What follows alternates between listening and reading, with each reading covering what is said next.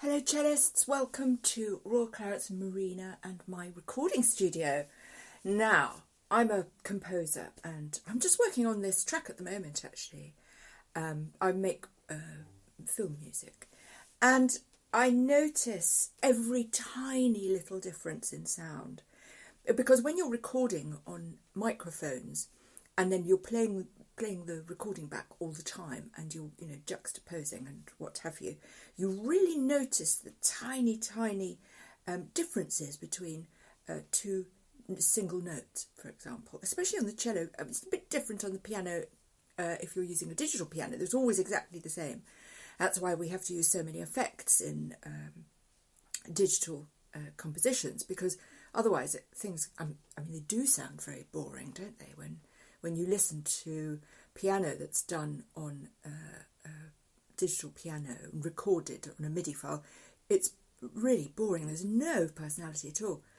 And what's happening these days, actually, is we're so used to hearing that sort of music that we're becoming quite intolerant of note bending or notes that aren't absolutely spot on the key, the vibration. And actually, that's not...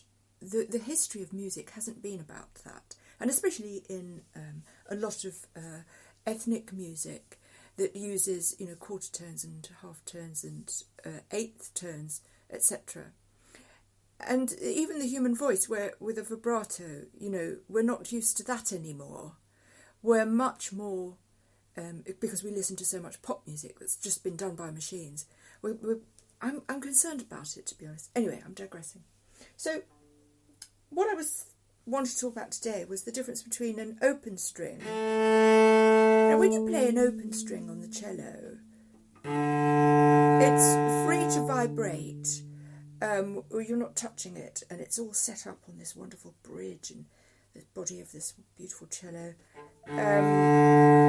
As soon as you start to stop the strings, we call it stopping, when you put a finger down and press it against the fingerboard. That's called stopping. Now, when you're a recording artist and you've got your head in headphones all night, which I was last night,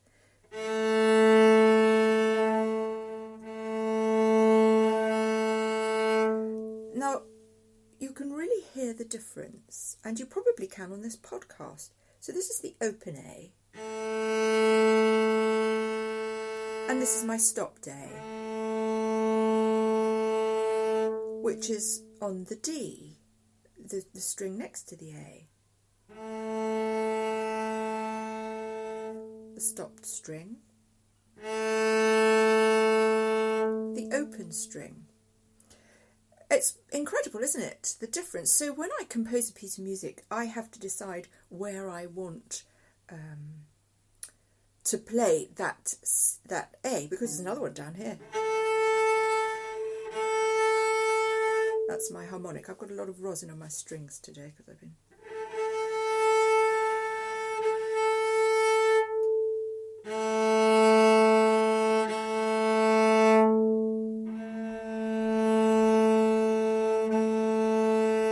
Now I've played the same note in 3 different places on the cello. How interesting. Now the point is, when we stop a string, it means we can do a vibrato. On the open string we can't do a vibrato. Although as an experimental musician I've been doing stuff. I've just written a piece where I do that. I sort of push into the string a bit to create some, like a wave. I was looking for a wave. It's not nearly as nice as a vibrato, but when you're performing, it really matters if you can't do a vibrato, because actually the vibrato, which is the sharpening and flattening of a note, can completely change a piece. And it can create something really beautiful. And if you start listening to cellists, you'll be able to hear about their vibrato. Of course, we can put a vibrato in on our software. But if you do it when you're doing your recording, you're going to save yourself a lot of heartache, because the human vibrato is more interesting. And the problem with a machine doing it is it's never ever going to sound as good as if you'd done it originally. But having said that, who's going to notice? Probably not very many people at all. The thing with a vibrato is if you're doing it as a human being, the same with any acoustic recording, you're feeding off of the air at the time, and no two performances are going to be the same.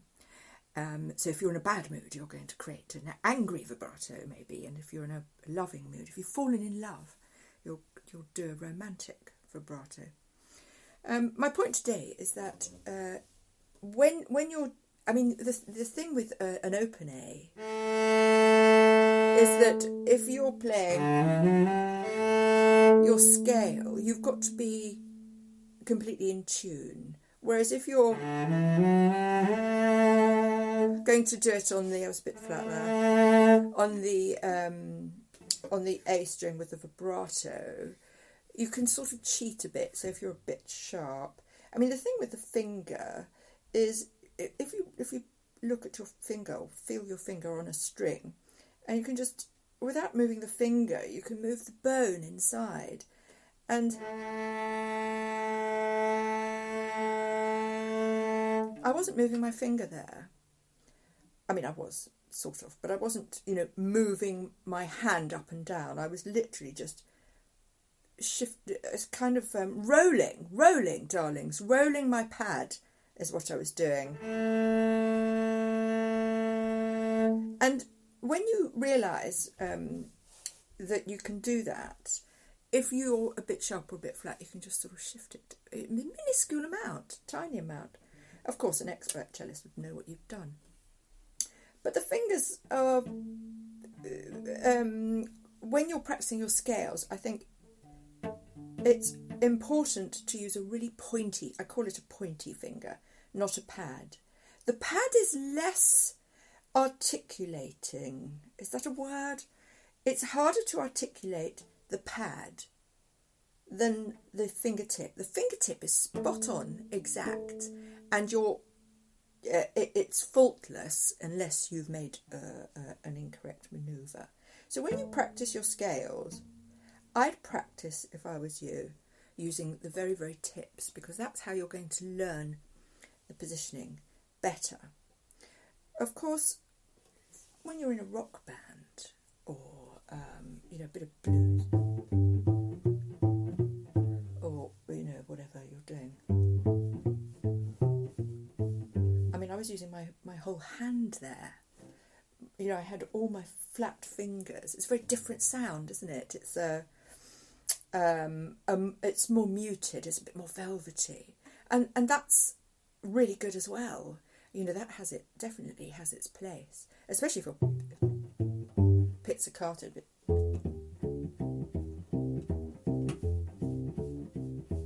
Do you see? It has its place. There's no wrong way or right way to play an instrument. When I say that, I mean there'll be teachers like shouting at me at the moment through their phones, but there really isn't. Actually, there isn't a rule book for musicianship or performance. You can do exactly what you like. There's a rule book if you're going to sit examinations, of course there is, and we're going to do a little broadcast in a minute for John Ryan's poker for the ABRSM. But the reason I like Suzuki is because it's a little bit freer. But the reason I love ABRSM is also because it's not free, and I like the rigidity and certainty of it. And I don't want to do it all the time. I don't want to be like that all the time. I'm an experimental digital musician and a composer, and I want to do interesting things, I want to experiment, and I want to use my whole body and do different things with my hands that perhaps, they don't come up in the ABRSM books, certainly not in book one, and or the Suzuki books. These methods have a very strict set of rules. But it doesn't mean to say you have to follow them. And it doesn't mean to say that they're right. And it doesn't mean to say that they're good, which is why I do both, because I don't favour one over the other. I think you need to keep an open mind. But I think you should also, if you're following my podcasts, or I've just set up the subscription thing, but I don't have a lot of time. But obviously if you subscribe, I'll personally give you lessons. But, the podcast, if you're following all the podcasts, you'll find that I'm doing all sorts of different things. And I really do think that's the best way. And you'll find a lot of teachers use various methods and various books for their students, because as teachers, we're really well qualified to know what is best for a student, where their weaknesses lie, etc. So what I suggest is that you dip into all of the broadcasts, and then when you have a favourite, I'll title the podcasts accordingly, and you can just go to the ABRSM ones, or you can just go to the Suzuki. Now look, I don't think they have ABRSM in America, so just to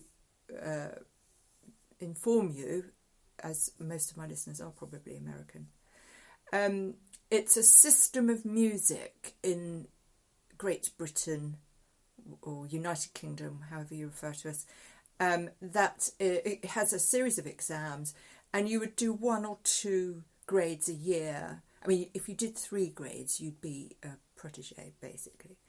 It's 1 or 2 a year, and they're really, really thorough. And in that respect, I like them.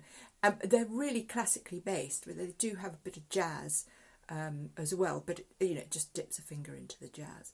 But you choose three pieces from the book, and they're quite contrasting, and they have a different skill set in each piece. And for that reason, I like them very much.